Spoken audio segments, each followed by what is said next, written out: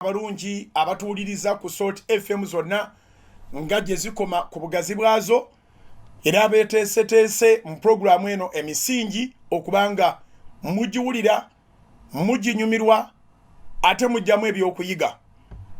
Mbalamusizza abali ku Salt TV platforms zonna okuva ku free to air okutuuka ku DSTV. Erinnya lya Mukama Yesu Kristo lyebazibwe. Mbakulisa mu programu zonna ezibaddeko okubanga emisingi bejjavuddeko olunaku lwajjo.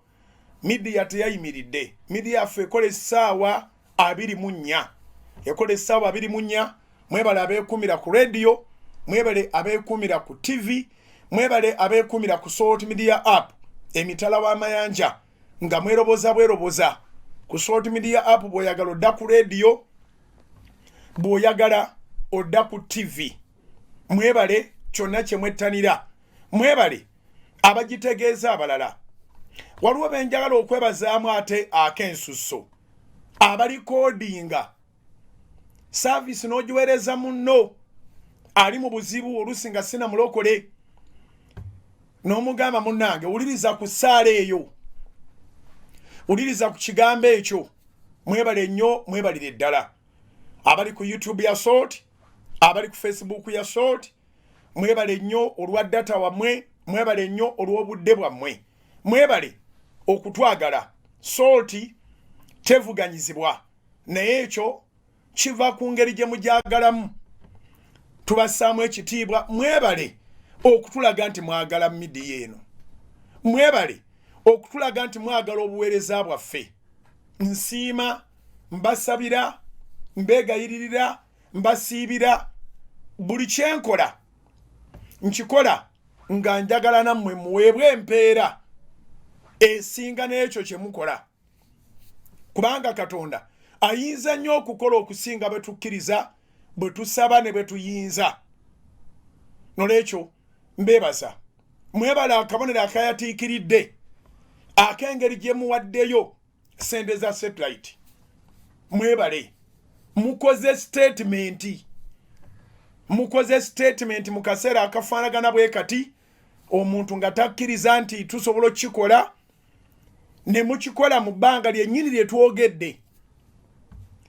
Okusinziira ku mawulire ge nnina, abagenda okukeera enkya ku makya okuteekayo ssente oba mu Centenary Bank ku account ya House of Prayer oba mu Absa Bank okuteeka ku account ya House of Prayer, abanaaweereza ku ssimu, n'abagenda okukeera ku makya 12 zennyini ku lw'omukaaga luno, abagenda okujja ku headquarters za Salt 12 ku makya paka 12 ez'olweggulu.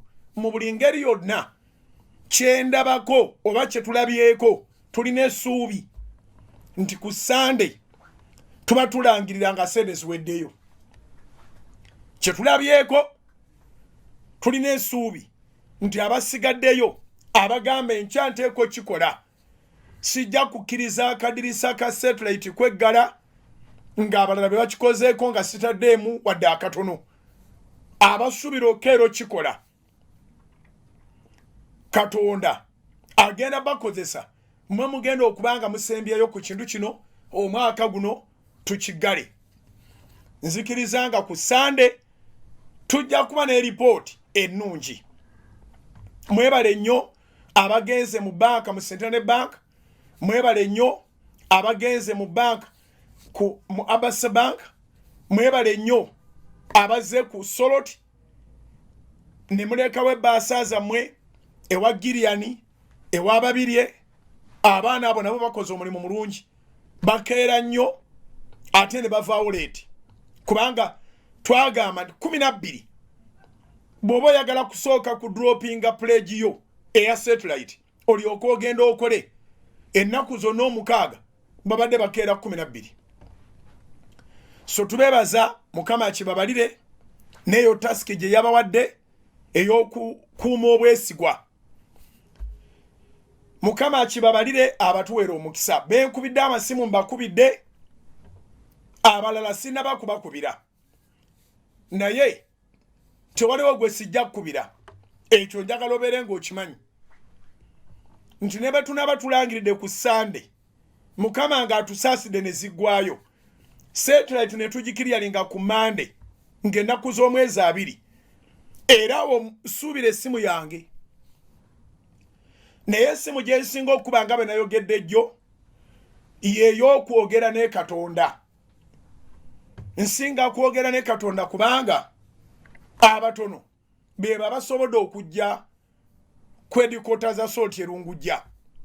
Abangi be bagenze mu Centenary Bank abasinzidde ku bugazi bw'eggwanga n'ogenda ku Cent Agent n'obuuza account house of prayer ogenze ne ku lupapula n'oteekayo kyonna ky'otaddeyo Mukama akikubalire. Abagenze mu Absa Bank so esimu esinga obukulu sinze kukukubira wabula nze okubeera omwesigwa njogere ne Katonda akusisinkane mu kyetaago kyo kyennyini. The most important thing now is me to ask God, to pray to God that he may meet you at your point of needs. Asinkane ebyetaago byammwe abikoleko abali wano n'abali emitala w'amayanja. Mwebala abaweereza ku simu yange era namwe abaga nti enkya tebajja kuggalawo nga siweereza. Mbasabira omukisa mmwe mwenna abagamba nti nandibadde mpaddeyo naye omusaala gukyali wala. Nakugamba ni gwe tusabire busabizi tumalirize ekya satellite. Mwebala abatuwadde essaala era abakyagituwa kubanga olunaku olusembayo lwa nkya.